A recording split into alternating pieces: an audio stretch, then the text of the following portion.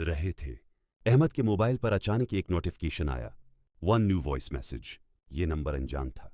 अहमद ने सोचा शायद कोई गलती से भेज गया होगा, मगर जैसे ही उसने मैसेज प्ले किया, इसके हाथ कांपने लगे। वो आवाज आयशा की थी, वही आयशा जो 2 साल पहले एक हादसे में मर चुकी थी। आवाज आई, अहमद, अगर तुम ये सुन रहे हो तो शायद मैं अब उस दुनिया में नहीं हूं। अहमद का दिल जोर जोर से धड़कने लगा। वो पूरी तोजा से सुनने लगा, मैंने तुमसे बहुत मोहब्बत की, मगर कभी कह न सकी, और अब शायद कभी कह भी न सकूं। अहमद की आंखों में आंसू आ गए।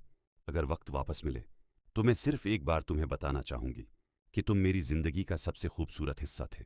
मैसेज खत्म हो गया। अहमद साकित बैठा रहा। अचानक उसकी नज़र तारीख पर गई। वो मैसेज आज ही भेजा गया था। अहमद फौरन इस नंबर पर कॉल करता है। कॉल लगती है, मगर दूसरी तरफ से एक अजनबी आदमी की आवाज़ आती है। ये फ़ोन मेरी बेटी का था। वो 2 साल पहले एक्सीडेंट में फोत हो गई थी। आज हमने उसका पुराना मोबाइल ऑन किया। शायद कोई मैसेज सींड हो गया हो। अहमद के हाथ से मोबाइल गिर गया। कमरे में खामोशी छा गई। कुछ लम्हों बाद वो आहिस्ता से बोला, काश तुम ये पहले कह देती। एंड ट्विस्ट, कभी कभी आई लव यू कहने में देर हमेशा के लिए देर हो जाती है।